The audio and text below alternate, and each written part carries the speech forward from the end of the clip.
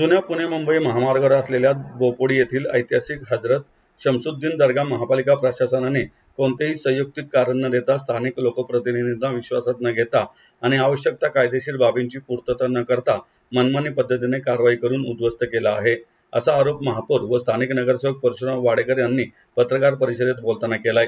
या प्रकरणी सर्वसाधारण सभेत प्रशासनाला जाब विचारला जाईल असा इशारा त्यांनी दिलाय। बोपोडी येथे संबंधित दर्गा तब्बल 150 वर्षापासून उभा आहे। त्याला राज्य शासनाचा अवर्ग प्राप्त आहे। मेट्रो अथवा रस्ता रुंदीकरणात या दर्ग्याची कोणतीही अडचण नाही।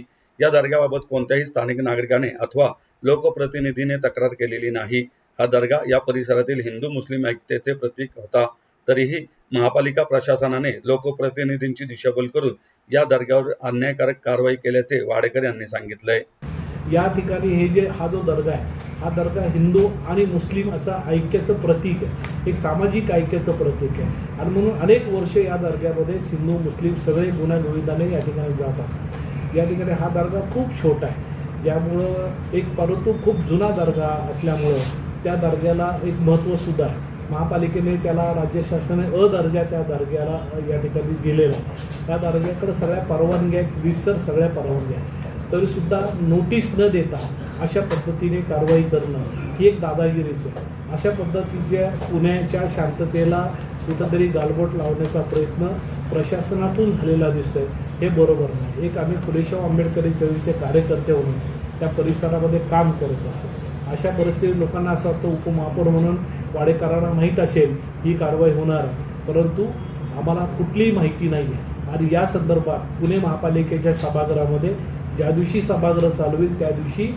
अतिक्रमण विभागाचे जे अधिकारी बनकर त्यांना आम्ही या संदर्भातला जाब विचारल्याशिवाय राहणार नाही।